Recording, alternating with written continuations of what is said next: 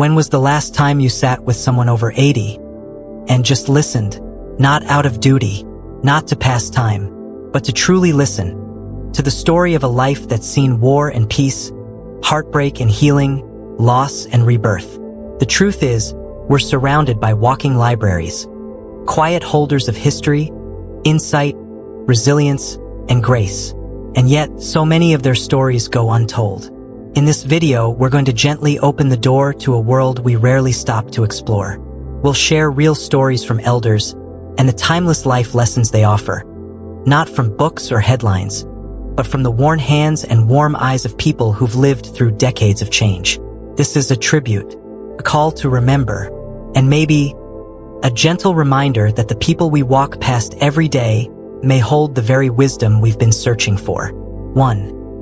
Be grateful for ordinary days. Margaret, 91. Margaret grew up in England during the Second World War. At 8 years old, she remembers hiding in a cellar during bombings. She'd clutch her little brother's hand and pray for silence. Now, at 91, when asked what she values most, she simply says, "A cup of tea, the sun on my face, the sound of my daughter laughing in the kitchen." You learn to cherish what's ordinary, because you never know when the world might change. Her story teaches us something profound. Joy isn't in grand events.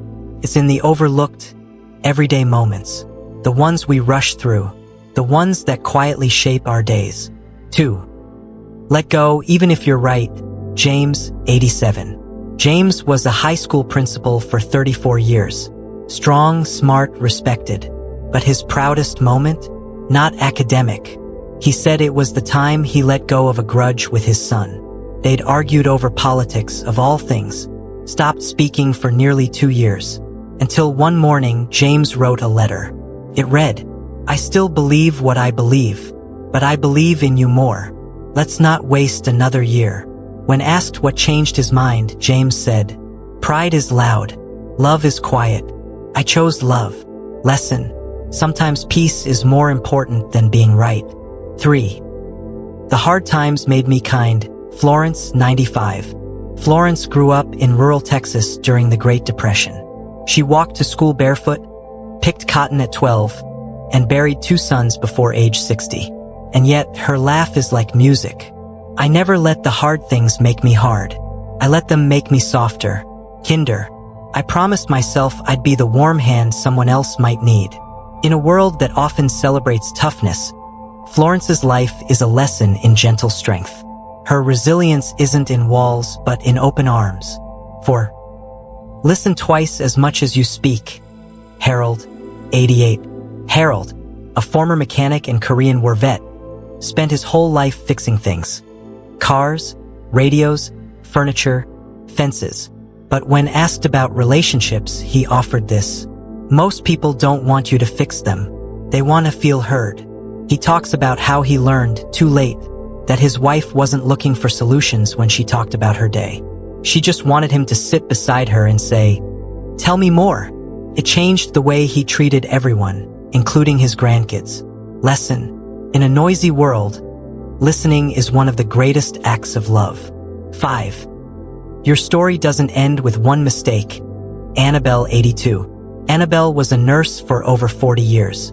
But when she was 27, she accidentally gave the wrong medication to a patient. The man recovered, but she nearly quit the profession out of shame. "I thought I'd never be trusted again.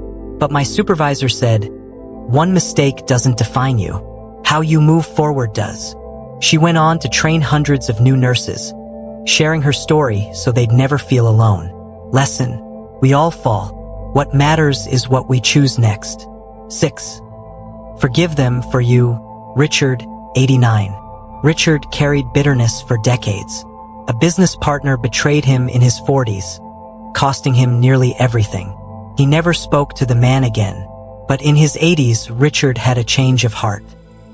He said he woke up one morning, aching with old anger, and realized, "He's not suffering, I am. Forgiveness isn't for them. It's for me." He didn't forget, but he let go. And in doing so, he felt free for the first time in years. Lesson: forgiveness is a gift you give to your own heart. 7. Use the good china. Ellen, 90. Ellen had a cabinet full of beautiful dishes she never touched. For special occasions, she'd say. Then, after her husband passed unexpectedly, she ate her first solo dinner on a paper plate. It broke her. So the next day, she took out the fine china and used it every meal after. I realized life is the occasion. Her advice to younger people: don't wait to enjoy your life. Don't wait for permission to be joyful. The quiet wisdom in the room. What do these stories have in common? Not wealth, not fame, not perfection. They speak of grace in the face of grief, strength in surrender, the quiet power of kindness, the courage to love again after loss, the patience to listen before reacting, the wisdom to choose peace over pride. Speech balloon, what about you? Who's the elder that shaped your heart? What story or saying from a grandparent, parent, mentor, or even a neighbor still lives inside you? Drop it in the comments below. Memo your memory could be the spark that comforts or inspires someone else tonight.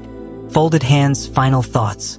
In a world that moves fast, scrolls faster, and often forgets, let's be the ones who remember. Let's sit with the elders. Let's ask their stories. Let's hold their hands a little longer. And let's tell the world what they told us. Because someday you and I will be the elders.